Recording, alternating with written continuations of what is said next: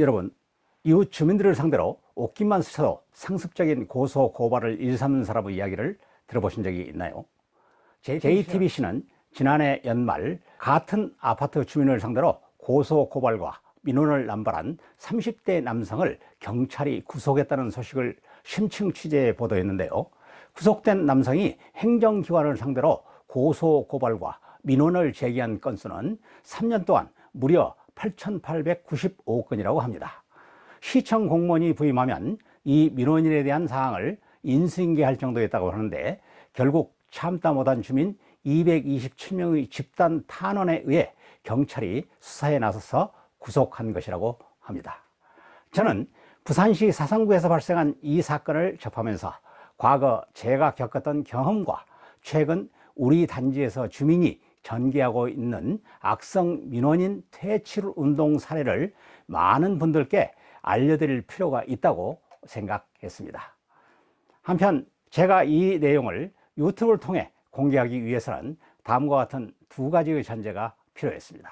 첫째는 대단지 아파트에 살고 계신 주민 모두가 공동으로 관심을 갖는 것은 단지의 브랜드 가치입니다. 저도 주민 중 한 사람이기 때문에 제가 유튜브 방송을 통해 공개하는 이 내용이 2000세대 규모 단지의 브랜드 가치에 부정적인 영향을 미치지 않을 것이며, 주민들의 자발적인 활동이 오히려 긍정적인 효과를 가져올 것이라는 전제하에서입니다. 두 번째는 개인정보 보호 법령이 엄격하므로 오로지 법과 규정에 따라 특정인의 개인정보를 침해하는 일이 없는 범위 내에서만 말씀드릴 것이기 때문에 나머지는 시청자 여러분께 판단을 위임해 드린다는 것입니다. 그럼 본론으로 들어가겠습니다. 우리나라는 국민의 70% 이상이 공동주택에 산다고 합니다. 그러나 공동주택을 관리하는 의사결정기구인 입주자 대표회의, 약칭 입대회의가 뭘 하는지 관심도, 그런 조직이 있는지 없는지조차도 모른 채 사시는 분도 계시죠. 저도 대단지 아파트로 이사를 오기 전에는 그랬습니다. 공직에 오래 있다 보니 관사에 살다가 50대 가까이 되어 규모가 작은 나홀로 아파트에 입주해 15년을 가족처럼 살았기에 입대위가 어떤 역할을 하는 조직인지 관심이 없었습니다. 그러다가 2016년 5월 손자 손녀의 양육 문제로 위례 신도시의 2000세대에 가까운 대단지 아파트로 이사한 후 좋은 환경에 만족하며 1년쯤 지났을 때 일입니다. 우리 단지 입대위가 민원인의 고발로 과태료를 부과받았다는 내용과 함께 단지에서 이루어지는 매사를 트집잡아 행정관청에 문제를 제기한다는 한 사람의 민원인 이야기로 시끌벅적했습니다. 단지 커뮤니티 시설을 조성하는 과정에서 시설의 무단 변경 등의 불법이 있었다는 것인데요. 말들이 많았습니다. 행정관청이 과태료를 부과한 것은 그 일을 주관한 입대위의 잘못을 확인한 것이라는 소수 의견도 있었지만, 대부분 악성 민원인이 괜한 트집을 잡아 민원을 제기함에 따라 행정관청이 어쩔 수 없이 행정조치를 내린 것이라면서 입대위 돕기 모금운동을 전개하고 있었습니다. 저는 많은 사람들의 의견에 따라가는 것이 맞겠지만 경과 내용을 구체적으로 확인할 필요가 있다고 봤습니다. 그러나 제가 살고 있는 동은 동대표조차도 없었습니다. 그때 생각했습니다. 내가 동대표가 되어서 우리 단지의 입대위에 어떤 문제가 있는지 확인하여 문제가 있다면 당연히 공개하고 시정해야 할 것이며, 그렇지 않고 입대위가 억울한 일을 당한 것이라면 민원인을 잘 설득해서 더불어 살아가는 단지로 만드는데 기여해야겠다는 것이었습니다. 제가 입대위 운영이나 공동주택 관련 법률 지식은 부족하지만 공부하면 될 것으로 생각했고, 대신 민원인에 대한 나름의 경험은 있었습니다. 제가 국방부에 근무할 때 일입니다. 2000년부터 베트남 전쟁의 역사를 연구했는데, 그때까지의 용어가 월맹, 월남, 월남전이었습니다. 부터 1970년대까지 이념대결 시기에 우리가 지원하던 남쪽의 베트남에 정통성을 부여하기 위한 용어였습니다. 국제정치는 생물입니다. 국익에 따라 유연하게 모습을 바꿉니다. 과거에 안주하고 집착해서는 미래가 없습니다. 객관적인 용어를 선택했습니다. 교육부와 협의해 북베트남, 남베트남, 베트남 전쟁으로 교체했습니다. 국익과 세계적 추세에 따라 북베트남의 역사적 전통성을 인정한 것입니다. 국어사전 중고등학교 교과서도 모두 바꿨습니다. 베트남 전쟁 참전단체에서도 수긍했지만 참전용사 한 분의 반발이 있었습니다. 그분의 민원이 시작됐습니다. 나는 월남전에 참전했지 베트남 전쟁에 간 것이 아니다라는 주장입니다. 제가 근무하는 국방부는 물론 청와대, 국회, 국민권익위 등의 최영호가 역사를 왜곡하고 있다는 주장과 함께 파면과 함께 지필 저서의 폐기, 구상권 청구 등의 민원 제기와 제가 박사학위를 취득한 경기대학교 총장실에 거의 매일 전화를 걸어서 최영호의 박사학위 취소를 요구했습니다. 행정심판을 2차례나 걸었습니다. 이렇게 제기한 서면 민원과 전화 민원이 10년 동안 2,000여 건입니다. 제가 근무한 날에는 거의 매일 민원을 계속한 셈이 됩니다. 전화를 한번 시작하면 일방적인 주장을 2-3시간 동안 계속합니다. 연구와 대외활동 등의 기본 임무를 수행할 수가 없었습니다. 민원의 다른 내용은 없습니다. 오로지 베트남 전쟁 용어의 문제입니다. 저는 베트남 전쟁을 한자로 표기하면 월남 전쟁이다. 월남 전쟁도 맞고 베트남 전쟁도 맞다. 병용하면 된다. 그러나 공식적인 용어는 베트남 전쟁이다 라고 답변했습니다.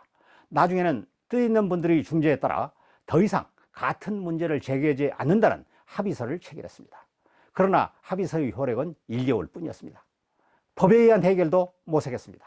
그러나 공무원이 민원인을 상대로 하는 법리 논쟁은 승소할 수는 있지만 실효성이 없다는 결론이었습니다. 문제의 해결은 제가 국방부를 정년 퇴직한 이후의 일입니다. 그 후 더 이상 민원의 대상이 되지도 않고 이유도 없기에 이제는 지난 악연을 잊기 위해 노력하고 있습니다. 아파트 민원을 지켜보면서 제가 겪었던 경험이 주민사이의 갈등과 문제 해소에 도움이 될 것으로 생각해 동대표 후보에 나서 단독 후보로 당선됐습니다. 동대표 중에서 단지 주민 전체의 투표로 입대위 회장과 감사 2명을 선출하게 되는데 제가 목적했던 내용을 관찰하기 위해서는 감사의 직책이 더 유리할 것 같아 감사 후보로 나서서 역시 단독 후보로 당선했습니다. 동대표 겸 감사가 된 목적을 달성하기 위해서는 단지의 실태와 함께 행정관청이 과태료를 부과한 사건의 내용을 근거 있게 구체적으로 파악할 필요가 있었습니다. 입대위 임원회의에서 단지의 민원, 행정청의 과태료 부과 등과 관련된 내용을 가장 잘 알고 있는 그분을 만나보겠다고 했더니 모두가 하나같이 펄쩍 뛰었습니다. 지금까지 수차례 만나봤지만은 그때마다 자기 주장만을 일방적으로 늘어놓기 때문에 오히려 말려든다는 것이었습니다. 그분의 연락처를 알려주는 것조차도 개인정보보호법을 적용해 문제를 제기할 것이기 때문에 알려줄 수조차도 없다는 것이었습니다. 결국 그분이 연락 오기를 기다려야 했습니다. 오래가지 않았습니다. 그쪽에서 관리사무소를 통해 감사를 만나고 싶다는 연락이 왔습니다. 관리사무소에서 1:1 면담을 가졌습니다. 공동주택관리법, 시행령, 시행규칙, 단지의 관리 규약, 단지의 커뮤니티 공사와 관련된 이제까지의 서류 등을 한아름 안고 오셨습니다. 각 조문에는 사법고시 시험 공부를 한 자료처럼 밑줄과 표시가 촘촘하게 되어 있었습니다. 그날 오후 5시부터 9시 정도까지 간단한 저녁 식사까지 같이 하면서 많은 이야기를 나눴습니다. 제가 선생님 앞에 앉은 초등학생처럼 일방적으로 많은 것을 배웠습니다. 그분과 첫 만남 이후 저도 공부를 하지 않고는 그분의 상대가 될 수 없다는 사실을 알았습니다. 동대표가 되기 위해서 관리 계약을 몇 차례 읽은 정도로는 아예 자리를 함께 할 수 없는 수준이었습니다. 아파트 관리가 제 전공은 아니었지만 석사과정에서 경영학을 전공했던 자질을 살려 아예 논문을 썼습니다. 아파트 단지의 협력적 노사관계 발전 방안입니다. 논문은 그분과 모두 5차례의 만남을 반복하면서 그분의 이야기를 들어가면서 단지의 민원 내용과 관련된 내용의 발생 과정과 조치 경과, 해결 방안을 포함해 썼습니다. 관리사무소, 입대위 관계자 등에게 배포했고 그분에게도 직접 드렸습니다. 마침 논문을 공모하는 곳이 있어서 응모한 결과 우수작으로 선정되어 감사장, 상패와 함께 150만 원 상금을 받기도 했습니다. 결과적으로 그분께서 법령의 근거에 말씀하시니 저도 논문을 쓰면서까지 법령의 근거에 구체적으로 대응했습니다. 관련 공무원도 접수한 민원을 인과관계보다는 오로지 법령과 규정에 따라 조치할 수밖에 없습니다.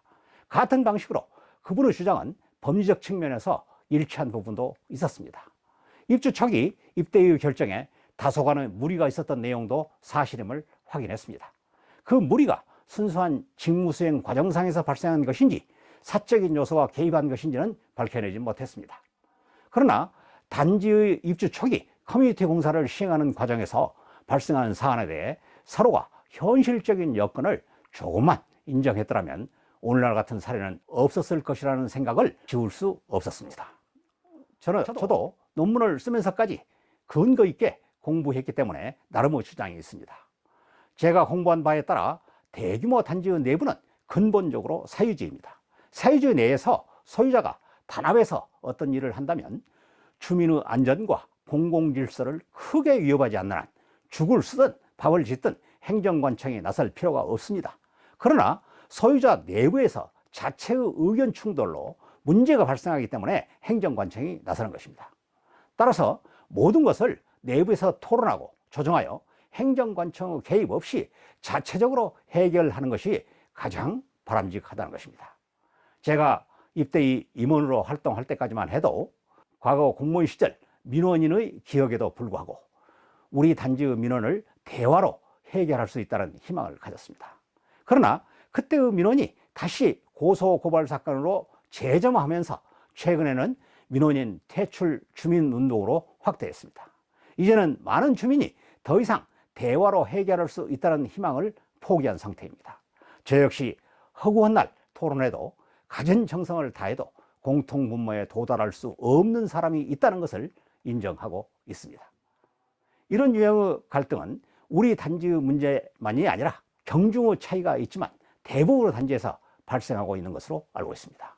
오늘 방송 내용이 부산 사상구 아파트에서 발생한 악성 고소 고발인의 사례와 함께 유사한 갈등을 해소하는 데 도움이 되기를 기대합니다.